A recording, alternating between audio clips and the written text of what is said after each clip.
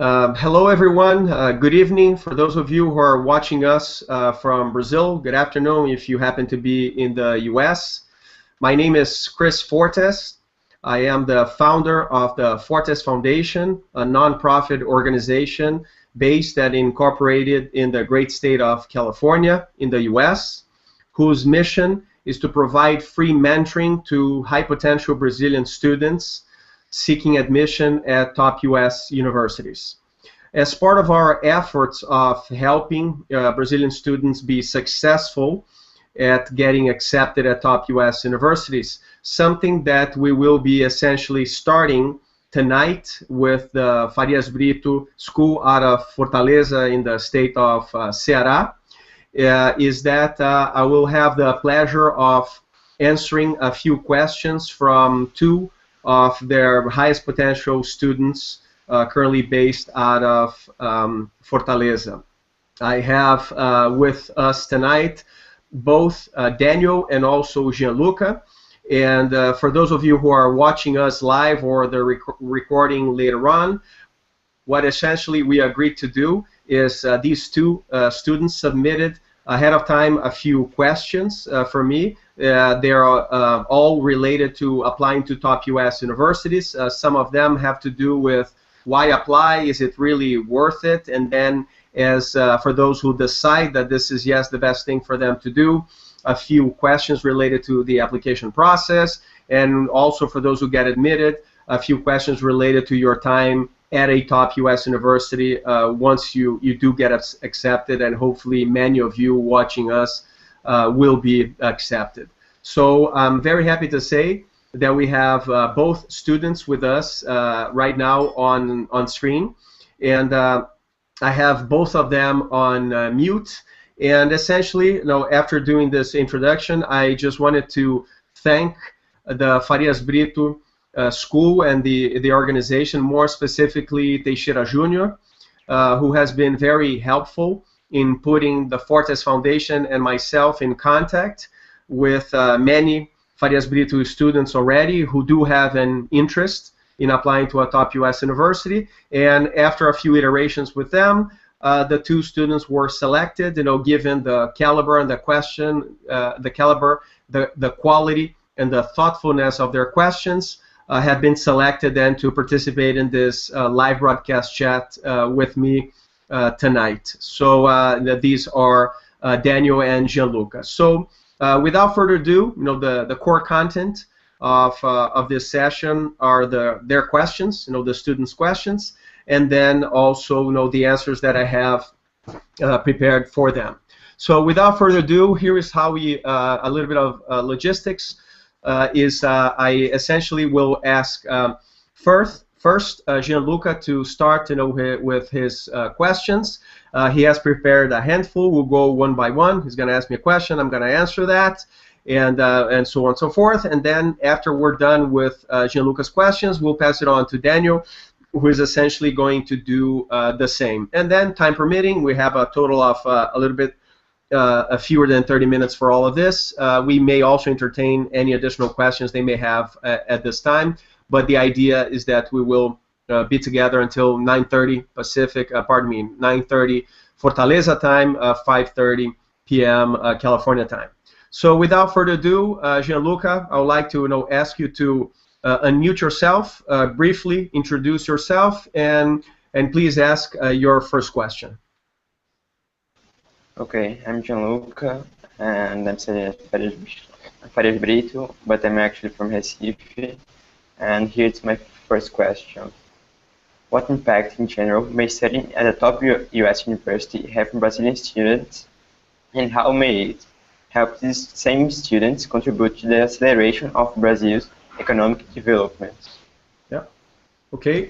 So thank you for that. I do believe that the audio is good. I could understand him well, and yet for those of you who couldn't maybe totally understand it, this is an impact related type of questions, and not only impact on students but also impact on Brazil's development later on.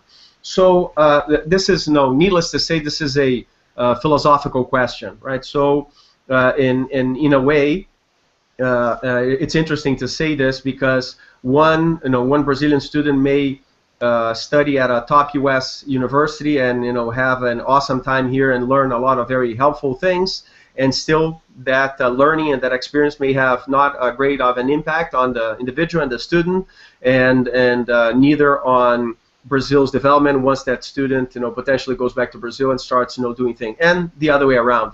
One may come over here and not learn a lot of things, or may not even come over here and still go back to Brazil and have an impact. And yet I wanna stick to the merit of the question, because I understand why Gianluca is asking that, and this is essentially one of those questions where one wonders, hey, is that something that I should really pursue, and what is that? What can that change, that experience change in me and in my life? And if I do have an interest in going back to Brazil, what is it that potentially I'll be able to do more and greater in terms of impact for the country? So that's something that I believe I can scope as something that is more manageable and that I can answer. So I'm obviously, let me be very frank about this, obviously biased in answering this question, because I do believe that high potential Brazilian students should try really hard to try to pursue an education in the U.S. at a top U.S. university. So, and one of the reasons why I do firmly believe in that is precisely the first part of your question, and that is the impact that that might have in the life of a student. So I would say, I'll stick with, I'll break this down into objective and subjective part. So the objective part as to what kind of an impact that may have is that by being at a top U.S. university, you will have access to, say, the best and the brightest minds often around the world, and with top-notch research and top-notch facilities, as well. So objectively speaking, it's not the beauty and the richness of studying at a top U.S. university is not simply because you are in the U.S., which I believe to be a great country, but also you are surrounded by minds from all over the world. It's essentially a magnet that attracts the best and brightest minds. Obviously, that is not exclusive to the U.S. There are many top universities outside of the U.S., but your question and also the focus of this conversation has to do more with the U.S. So, more objectively speaking, you will have access to a lot of resources and knowledge, and I would say be inspired not only by faculty, so by the professors themselves, but also by other students. And once you do have that, that's the objective. Part of the subjective part as well that has to do with the inspiration is that I think the atmosphere and the climate when you do study at a top U.S. university also helps you believe that you can accomplish wonderful things. And I would like to tie this part then to the second part of your question, and that is what kind of an impact you may have to Brazil's economic development. And I would say if you are kind of a better, transformed, inspired, and why not say challenged person, not only during your studies in the U.S., but also after you come back to Brazil, if you decide to do that, I do want to believe that you will be more empowered and more equipped to, once back in Brazil, to have an impact in the country's development, be it in the for-profit arena, in the non-profit, or even in the government, if that's what you end up choosing to do. And not only based on the content and the theory that you have learned, but also based on the network that you have been able to foster during your time studying at a top U.S. university. So I think in closing that you do have the potential of being a very different and better person, more well-rounded and inspired person who believes more in yourself once you go through this experience, and that can, yes, have multiple benefits to a country such as Brazil once you go back. So that was the first question, and Jean-Luc obviously, and that applies to Daniel as well. If you have any clarifying question related to what I've just said, feel free to do that. Otherwise, let's go to your next question. Okay, it was great. Let me just go for the next question. The second is, in Brazil you have to choose your major before enroll at the university. In the US, you have the opportunity to study a lot of different subjects for 2 years before choosing a major. How can this difference impact the future of the students? Hmm? This one is much, I think, shorter to answer type of question, and essentially the impact and the benefit that that has in you is essentially flexibility. I would sum it up with one word, and that being flexibility. We often say that you don't know what you don't know. So you may know that you have a passion for, call it, the sciences, or quantitative subjects such as math, physics, engineering, and whatnot. So you may know that you like quant type of subjects, but you don't necessarily know whether you want to specialize in computer science, math itself, engineering, and even if engineering, what kind of engineering. So the beauty and the benefit and the flexibility, as I said before, that this grants you, the fact that you don't have to choose your major that soon, essentially allows you to test the waters a little bit and experiment with different subjects, so as to, for yourself and based on practice, and going through and taking certain classes, or who knows, even auditing certain classes and speaking to other people, as in fellow students and also professors, that gives you more time and more granular and practical knowledge to better understand what is it that you want, and and who you are and what you're looking for, and then based on that make more defined and specific decisions as to which type of major you want to pursue after those 2 years that you have just mentioned. Gianluca. Okay, thanks. And let me go to the next, the third. What's the basic difference between doing an undergraduate in a top US university and in the best Brazilian universities? Yeah. So thanks also for that question.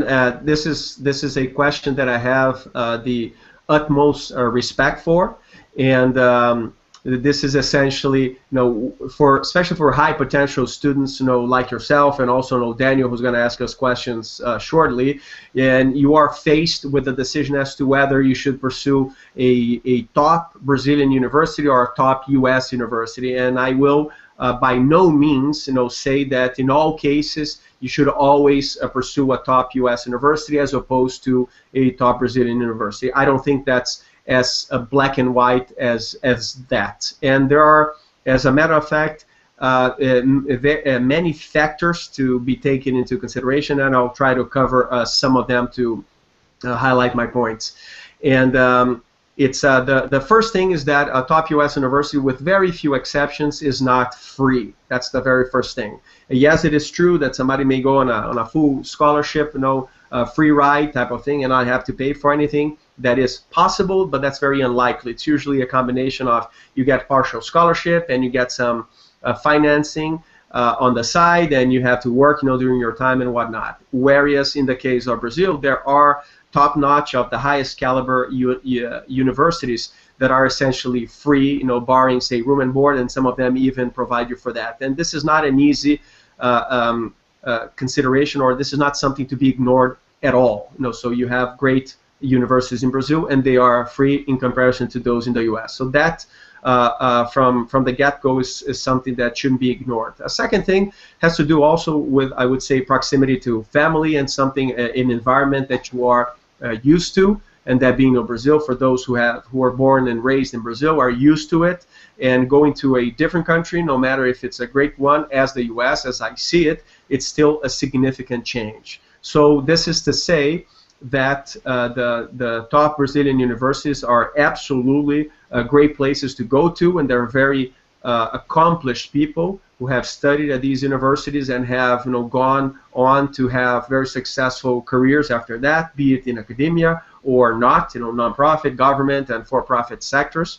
And yet, having said that, for those of you who are considering the possibility of applying to a top U.S. university, I would say that the best of these two worlds would be essentially to apply to both at the same time and hopefully get accepted at both, and do a side-by-side comparison of the things that you have at hand in front of you. So on the one side, if you get accepted to a top Brazilian university, be it a free or on a full scholarship type of situation, for you to assess the different factors. You're going to be close to family, close to something you're already used to, and then on the other side, in a literally side-by-side comparison type of situation, analyze if you do get accepted at a top U.S. university, the differences and the pros and cons.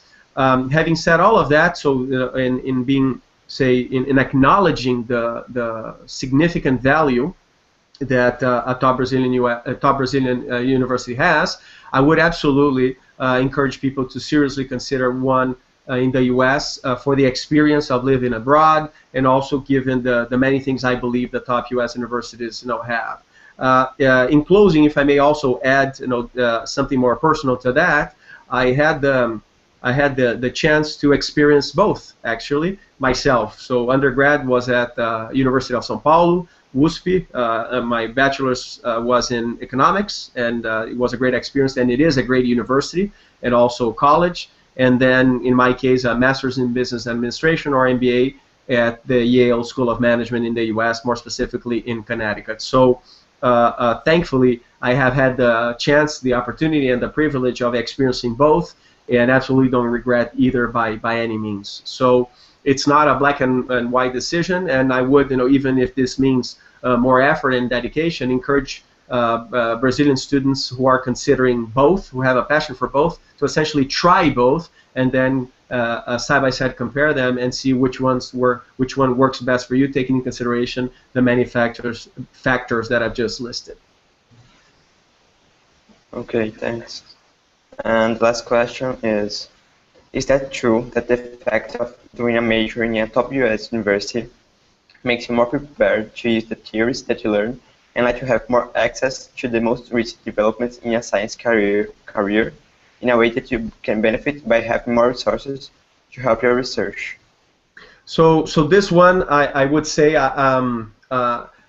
this one I think it's easier to answer as in yes. And the way I would summarize your question is whether, especially for somebody interested in the sciences, if you have access to more resources in a top U.S. University than essentially elsewhere, not only in Brazil, but I would say elsewhere. So as a general rule or rule of thumb, I would say yes, especially for the top U.S. universities. And I would encourage you to look at those who specifically specialize and excel at the specific area of sciences that you're talking about. Usually these are very well equipped and resourced universities from multiple ends, not only from an infrastructure standpoint and their facilities, but also in terms of access to industry and relationships with industry in the U.S. and outside, and also financial resources. These are usually very well financed universities, also because they do get donations from alumni and not, who want the university to be able to continue with its mission, essentially forever. That's one of the reasons why the endowments exist and are so large. So I would say yes. In terms of resources, access to resources, which is, I think, at the core of your question, this is my mind. The answer is a simple yes. The resources, the access to resources that you have, as a general rule, are usually yes, greater and better. Okay, thank you very much for the opportunity and your thoughts as well. Yeah, my pleasure, Gianluca. So with that, I would like to then ask Gianluca to put himself on mute, and Daniel, if you could do the other way around, unmute yourself. I am now happy to answer any questions you may have for me. And once we cover that, I'll go back to both of you, see if you have any closing questions, and we will essentially wrap things up for tonight. Hi, my name is Daniel. I'm from Fortaleza and study at Farias Brito. And more about the applying process, I would like to better understand the recommendation letters. What are the main topics it should highlight? Yeah, thank you for that. So this one is, once you have essentially made up your mind that you are, yes, interested in applying to a top U.S. university, as many of you probably know already, there are many steps involved with the application process, and one of them is the recommendation letter. So it's interesting. When I first got this question from Daniel, my first reaction was to first emphasize what you should not do regarding your recommendation letter. And I actually would like to start the answer by highlighting that. The first thing is that you should not write the recommendation letter on behalf of those who will recommend you, essentially, and simply have the person review that and sign it and send it. I absolutely do not say support doing that, because that would be essentially unethical. And even though I'm afraid that that does at times happen, sometimes not, sometimes out of naivete, people don't know how to handle this, especially because that's not something so common in Brazil, I believe, as it is here in the U.S. But this is, I just wanted to get this mention this first and foremost. Having said that, let me go to the other extreme. Something you do not have to do either is to essentially not have a conversation with somebody who would like to write a recommendation letter about you and share what you're up to. This is, on the other hand, absolutely okay. And so let me just be specific and hopefully answer Daniel's question more directly. In essence, let's understand what the recommendation letter is there for. Needless to say, what an admissions officer and their team are trying to assess is, okay, they get your application and they're trying to understand who you are and whether you are a good fit for that specific top U.S. university. That's what we're talking about here. And there are many things that they do assess. There's what I call the numbers part, and this is, say, your GPA and your transcript and your standardized test scores, be it SAT, GMAT, GRE, TOEFL, and whatnot. So these are essentially numbers, and that's why I call the numbers part of the application process, and these are more objective in nature and by nature. The second piece is what I call the qualitative part of your application, and this is the story part of the application, where you tell your story and you help the admissions officers get to know you better.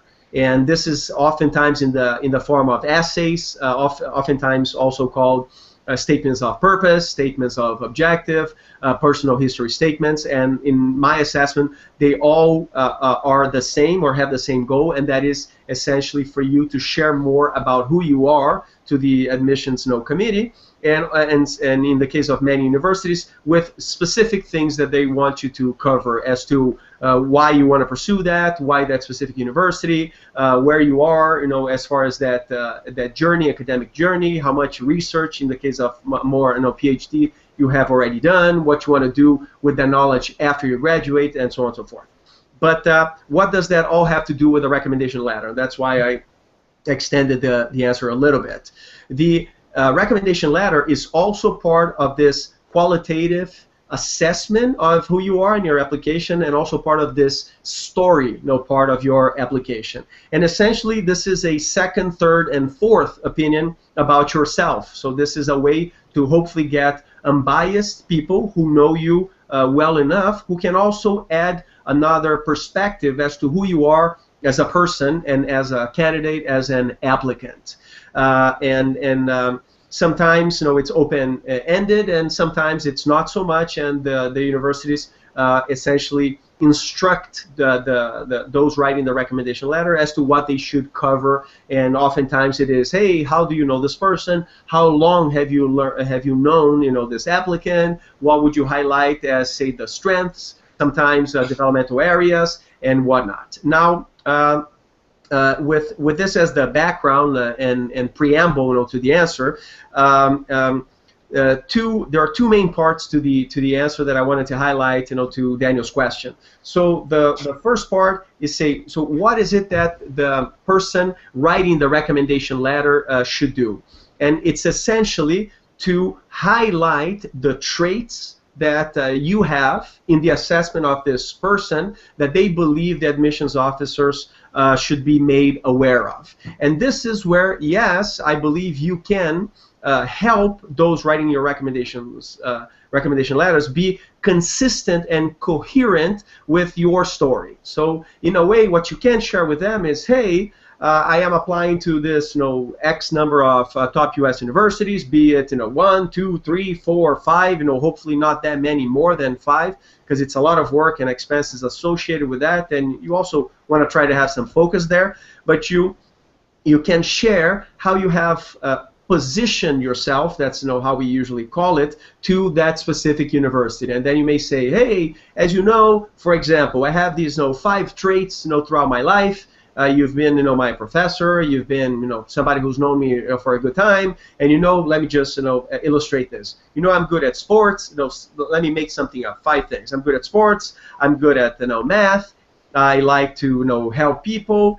And say, I'm a family person, and I also had, some health issue when I was younger, and that, has made me who I am. And out of these 5 things, for example, for that specific university, for reasons, ABC, I decided to focus on 3 out of these 5, and the 3 are a little bit of my health issue, then the fact that I am good at math, because this is a quantitative oriented type of university, so that's important to them, and I do have to offer. And then finally is that I like to help people. So it's in a way sharing with that person writing the recommendation letter the 3 things that you have emphasized for that particular university, and that's a way to essentially help them understand how you are positioning yourself to that top U.S. university, and based on that, they may, obviously it's their decision, choose to also stress those 3 things you have highlighted, or do something a little bit different about that. But in a way, as I said, it's neither extreme. You shouldn't write the recommendation letter on their behalf, but at the same time, it is okay for you to share a little bit as to how you have presented or positioned yourself for that top U.S. university. Thank you for their response. And my second question is how to choose the perfect match with a top U.S. university. Yeah, and that's an easy to ask and very hard to answer type of question, and I'm glad that you have brought this up as well, Daniel. This is not an obvious question, and yet a very, very important question, because oftentimes, and I'm now specifically referring to high potential Brazilian students, they may think that all or many of the top U.S. universities are all alike. Oh yeah, they are in say top 10 of a certain ranking, and it doesn't matter which one I go to or that I get accepted at, because they're all equally good, and they will all work well for me. I would say that's not necessarily true, and due to many different factors, and some that may not be so obvious to people. So besides the difference of the emphasis that certain top U.S. universities put on certain things and how they conduct their lectures, some of them are more seminar or workshop related, others are case study related, others are you do a lot of the prep work of before, and you only get it's a flipped type of classroom. So these are very different philosophies of how you learn and how the environment looks like. And more subjectively, it's also the culture. Some of them are way more competitive and foster competition across students because they think that's how many students thrive, and that's the type of student they want to attract, whereas others are much more collaborative. And something that I have also learned just through experience, that's not something that I had heard of before, is that depending on which part of the country they are located, they also offer very different types of weather. And I would say for many people that's a big deal. So if you were born and raised in a fairly warm climate, chances are that you're not going to like at all to be in a top U.S. university that is located in a cold area during the winter when it snows a lot. For certain people, that doesn't matter, and for others, that matters a lot and get depressed and whatnot. And we're all human beings here, and it's not only about studying and getting the highest scores. If you're not happy with yourself and with the experience at large, remembering that it's very demanding to get in, very demanding also to get good scores, costs money and whatnot. So this is just to say that this is not an easy question to answer. But having said that, I would say three things come to mind. Let me just build a quick framework and a few steps that I would like to suggest to answer this question. The framework essentially consists of it's a supply-demand type of combo. And the demand part is essentially what you demand, and this is what you're looking for. And this is something you got to ask yourself. So I'm looking for the university, and I'm just going to use a few different examples. I'm looking for the university that has the highest percentage of international students. Or, who knows, the other way around. I'm looking for the one that has the lowest because I want to be surrounded by Americans only. That's one consideration. I'm looking for the university that is, say, has the most Nobel prize winners, in its faculty, because that's something that matters to you for whatever reason. And then finally, within, top ranked U.S. universities, you may want the one that has a certain type of climate. And again, this may sound silly, but believe me, it's not. The climate has an impact on many people. But point being, this is the demand, and this is essentially what are you looking for. And the second part is the supply side of this equation, and that is what do these top U.S. universities specifically offer across each one of the criteria that you've just laid out. And similar to a previous question is to do and that was between top Brazilian and top U.S. universities. I would say it's to do a side-by-side comparison. It's an analysis of what you're looking for and what's on offer, so to speak. And for you to do a side-by-side comparison of each one of these universities so as to see how they fare for you. So, as far as the steps associated with that, and especially around around not only what you're looking for, but more geared towards what these universities have to offer, I would say it's not only to read their websites and any literature that is involved with that, but it is also, that's point one for sure, that's objective written information about it. But the second and third things that come to mind that I believe are very helpful in helping you figure out which one or which ones are a good fit for you are, number two, for you to talk to alumni of these universities, be them Brazilian individuals themselves or not, and oftentimes you can reach out to the admissions office and see if they have people, alumni, who are interested in talking to prospective students, and oftentimes that is the case, and people will be more than willing to share genuinely their perspective and what they liked and what they didn't. So this is a second very impactful source of information for you as you consider these universities. And the third thing, and this is a little bit harder to accomplish, and there's some money involved with that, but there's no substitute for visiting, for on-campus visits either, because you will be there, yourself, experiencing it. And as a matter of fact, many of the top U.S. universities either invite you, if you have the means to do that, to visit them on campus for a live interview as part of the process. Some do that. And others, once you get accepted, also invite you to come over and essentially, see for yourself right then and there how life, in general, academic life at that institution looks like. So I would say, again, back to the demand and supply side of this conversation, is do your homework in terms of reading about it, but also talking to alumni, and actually, I should have said current students. Why not? They're still there. So that's also a great source of information. And finally, on-campus visit to the extent that that's something that you can entertain doing. Right, thank you. I think that's all.